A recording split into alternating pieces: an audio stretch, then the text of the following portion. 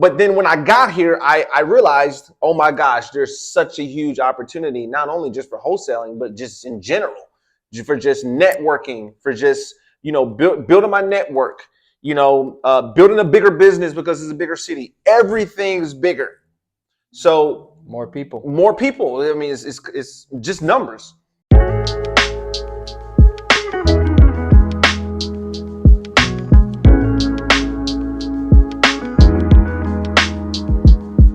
What's up, everybody? This is your boy Alex M. Inman. The M stands for millions, and I got my boy here, the up and coming legend in this wholesaling space. We got none other than Mr. He got the 10X hat on. Yeah, you guys see the 10X hat? Yes, sir. So, guys, before I introduce him, we were just here chilling, talking shop, and I said, you know what, man? We've been talking about doing this podcast thing for a long time. I know I've been talking about doing the podcast thing for a long time. And I said, why don't we just do it now? When it comes to really making noise in anything, getting it done fast, which I talk about as a number one rule of success, is just getting it done. I said, let's just do it now, right? So we set up this whole thing here. We got all this set up in less than 15 minutes. And I got my boy Charlie, man, up and comer in this wholesaling space. He's a student. Everybody loves him. He's met some of the big hitters in this industry. Who you met so far? Brent Daniels, Aaron Bevins, Quentin Flores. You got to meet Todd Toback, Henry Washington, bigger pockets guy. Yeah, man. So guys, ladies and gentlemen, we got the up and coming legend. I don't even know your last name because I say Charlie so much. We got Charlie who? Piles. Charlie Piles, guys. So Charlie, we just had a great day. We actually went to my sister's house, and you had a chance to have some soul food, right? Yeah. Listen, I eat meal preps. I haven't had a chance to have soul food in a while, so it was a good time. So Charlie, man, I'm excited because I've been able to work with you for about 5 months now, right? Mm-hmm. And man, you're such a student. You're so coachable, and I'm excited about what you're going to be doing in this industry. Is because you're only how old? 19. 19 years old, ladies and gentlemen. 19 years old. I don't want to tell my age, but I got about 20 years on this guy. So he caught this opportunity an extra 20 years before I did, which is scary because he could really make some noise. But Charlie, man, tell us, first off, where you're from, what you're doing now, and how did you hear about this industry of wholesaling? So I'm from Atlanta. I was born in Augusta, Georgia. Moved here when I was super, super young. My parents moved me up here, so I lived down in Decatur. And I would say the way I learned about wholesaling was my partner Gabe. He brought me a TikTok video out of everything. TikTok out of all places. TikTok. And it was just this guy sitting there. His name is Paul McComas. Not a lot of people know who he is, but he was just this guy. He said, I make $300,000 a month from my log cabin in Colorado. And we were like, it's the bigger guy with the curly hair? The bigger guy with the curly hair. Away? Yeah, he passed away in a car accident. I've seen his videos too. Yeah, yep. So he kind of kickstarted everything. And like most people, at least I don't know if Gabe was the same way, but like most people, I saw it and I was like, $300,000 a month. There's no way whatever he's doing is legal. So, but obviously I did my research. Gabe did some research. We came together and we were like, Gabe was down in college at the time and I was in high school last semester. And we were like, as soon as we get out of school, we're together again. We're just going to start taking action. That's all we did. We just started. We didn't know what we were doing, obviously, but we hopped on Zillow and started calling people. So, and we did that for a very long time. And then one day we decided, hey, let's go to a car show. Went to a car show, met Alex and his fantastic car. And from there on, it's history. So the rest is history. The rest is history. Guys, when Gabe, not Gabe, Charlie, I talk to Gabe and Charlie all the time, so I mix them up. Sorry, Charlie. So we were talking earlier and you were talking about this car show. Car show. Because that's how we met. Yes. Because I'm a huge car guy. I just recently, got some nice cars a couple months back. And we wouldn't have met if it wasn't for this car show. So Correct. why did you and your partner Gabe decide to go to a car show, which was 4 hours away?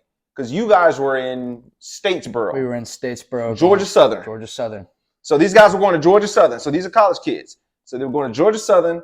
And was this just out of the blue? Because usually people have, when they have like hobbies or, you know, big interests like that, it's over a span of time. Yeah. But this was just something sporadic. No, it was. I mean, we had always, me and Gabe have talked about this millions of times about how, like our vision for the end, what we want to have and all the stuff that we want to see. And honestly, we're both huge car guys. We love cars, and we had never really been to, at least I know personally me, I had never really been to a show like that, a car show like that. And so somebody told me about Caffeine and Octane. I looked it up and I was like, Gabe, we're going to the next one. And we just hopped in the car. And so I know so Caffeine and Octane is a huge car show in Atlanta that they have on the first Sunday of every month.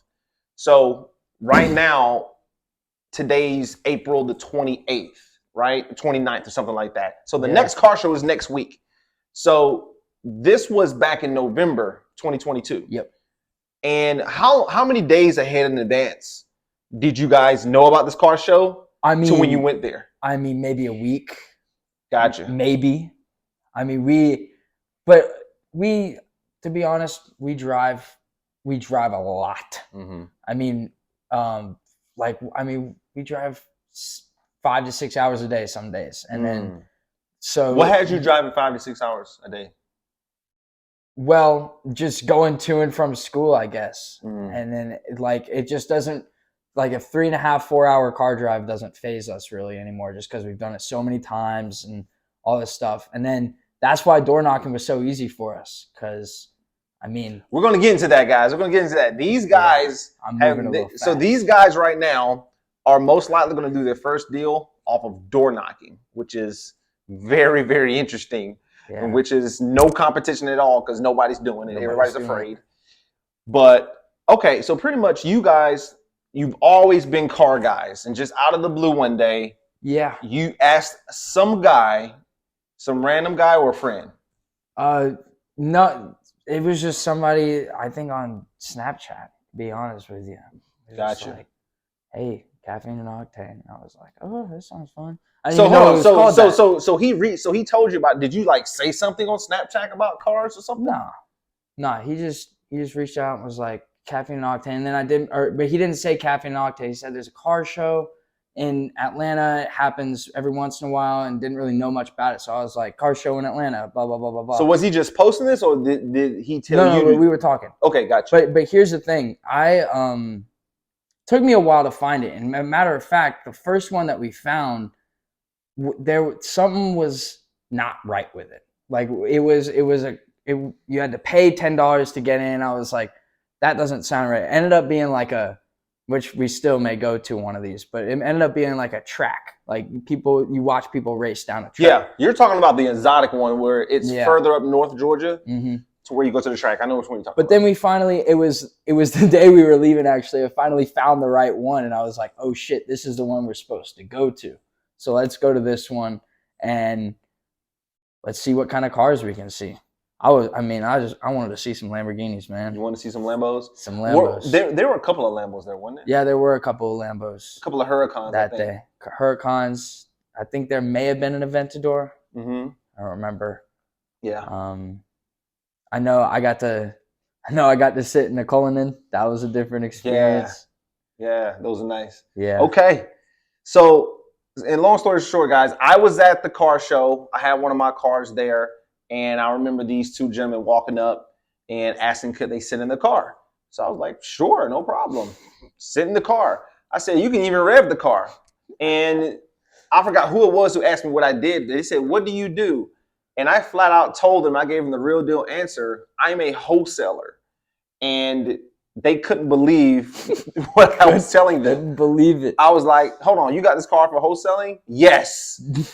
And I'm not even the richest guy. I'm on the bottom of the totem pole when it comes to the wholesaling industry. There's guys making 10 times more money than me. But that's just to show you that if you take this business serious, you can make some serious income. So, okay, so we met at the car show, and then what happened after that? And then my partner Gabe just started bombarding you on Instagram, texting you every other week until you answered. And then you just said, call me up. I got a great opportunity for you. And I was, matter of fact, I was already in Atlanta at that point. I didn't come back down to Statesboro. I can't remember. But I know I was in Atlanta, and he was like, yo, I just got a call from Alex, the guy we met at the car show. And he was like, he just told me to come to Atlanta. So as soon as I'm in Atlanta, we'll call him. And then we called you and met up with you at your apartment, and you drove us around to start door knocking. I mean, I door knocked my first house that day. So that night. So guys, what I did was, these guys met me at the perfect opportunity, because my wholesaling journey, my whole wholesaling career is based out of Nashville, Tennessee. That's where I made all my money. That's where I've done all my deals, all my experiences there. But I moved to Atlanta last summer. And I moved to Atlanta last summer is because I know if I truly, truly want to maximize an opportunity, I need to be in a bigger city. And I didn't even come up with that idea. A mentor came up with that idea. This is why mentors are so important. It's because they see things that you don't see. When my mentor was telling me that I needed to get out of Nashville, I didn't listen to him for 4 months. He told me in the beginning of the year, 2022, that I needed to move. I didn't get to Atlanta until July. So really 6 months. So, but then when I got here, I realized, oh my gosh, there's such a huge opportunity, not only just for wholesaling, but just in general, for just networking, for just, building my network, building a bigger business because it's a bigger city. Everything's bigger. So more people. I mean, it's just numbers. So I said, okay, I need to get into the footprint of Atlanta. I need to figure out and build a business here. Yeah, I got a business in Tennessee, but if I can figure out how to do deals there, I can figure out how to do deals here. And I built my business belly to belly, going on appointments, talking with people. Anybody who understands the wholesale industry understands what I'm talking about. That's how I built the business. And if I can do it there, I can do it here. And because I made a decision at the end of November, beginning of December, to launch Atlanta, I met those guys at the same time. I said, you know what? I'm going to take a few people with me and show them how I built this business from scratch. How I was able to do over $1 million in assignments in under 2 years. And that's why I wanted to bring these guys with me, so they can see how it's done correctly, because I understand this industry of wholesaling. I've only been in it 3 years. I may not know it all, but I understand what it takes to do deals. And I understand what activity needs to be done on a daily basis and what activity needs to be done on a weekly and monthly basis in order to get deals done. And I wanted to take these guys under my wing. So we met that first day. I take you guys out knocking doors. Were you guys afraid? I'm not going to lie. I was fucking running through it in my head, man. I was like, what are we doing tonight? What are we doing? Knocking doors? What? I never knocked a door in my life. What does that even mean? And so, but I learned real quick, it's not much different than talking to people on the phone. It's just, honestly, you can connect better with them because you're face to face. Yeah. It's just harder for people because you're face to face. Yeah. People who talk on the phone, I mean, cold calling's great and everything, but a lot of people use that as a buffer because, like, they're behind the phone. They can't do anything to me. Yeah. If I'm in front of them, they could pull a gun. They could, run at me. They could let the dog out on me. Who knows what's going to happen? They can tell me no. Yeah, they can tell me no to my face. Yeah. Yeah, which is even worse. All those things have happened to us, by the way. Just letting you know. Yeah. It comes with the game. Guys, the reason why I did door knocking as my first strategy was because I was going at the leads that had the highest motivation, which were pre-foreclosures. Mm-hmm. So I said, okay, I can do the traditional way of building a business, which is pulling a list, skip tracing the list, calling the list, texting the list. But I thought to myself, this is Atlanta, Georgia. I'm pretty sure that's been done 1,000 times already. I'm pretty sure if I pull a list, I'm calling the same list that everybody's calling. And I know this for a fact is because I know some high level call centers, people who run call centers who've told me Atlanta is exhausted when it comes to cold calling. So I wanted to go a route that most people weren't going to do, which was door knocking. I knew people weren't going to do that. So that's why, and I have door knocking experience. I did in the past. So that's why I decided to do that. So we started knocking doors December of 2022. And here we are, the last day of April 2023. That's December, January, February, March, April. So 5 months I've been training, teaching, and mentoring you guys on what it takes to really get good at wholesaling. They haven't done a deal yet. They've had multiple contracts, but if you understand wholesaling, my third contract went through to get my first deal. My first two fell through. And I've preempted these guys. It's like, hey, look, in this business, you'll get some results. You get contracts, but some of them sometimes they'll fall through. And they've had that, but they've stuck with it. See, the biggest thing I wanted to see with these guys is them sticking with it through adversity, them sticking with it with a seller backing out, them sticking with it with them taking 3 months to get their first deal. And man, they've been more fired up than ever. They've been more coachable than ever. And I know without a shadow of a doubt, these guys are going to make millions of dollars in this industry because they've stuck with it. They've gotten through the hard part. And that's the biggest hurdle for most wholesalers is they can't get through the initial first phase to get your first deal. After you get your first deal, you should be able to take this business wherever you want to take it because now proof of concept works. So here we are 5 months later. They both have properties under contract that we're looking to close in the next 30 days. What have you learned so far these 5 months working this business a different way than you guys were working it before? Number one thing, and I think honestly we've had this since before we even met you, but and you preach this all the time, is stay fired up. I mean, nothing can get done if you don't stay fired up. The consistency won't show up if you don't show up.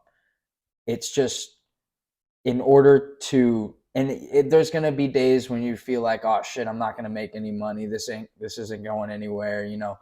Whatever runs through your head that is going to try and beat you down. But at the end of the day, as long as you stay persistent and show up every single day, there's no way you can lose. Absolutely. There's no way. Absolutely. Okay. So, I mean, it doesn't get any better than that. I mean, these guys are hungry. They're focused.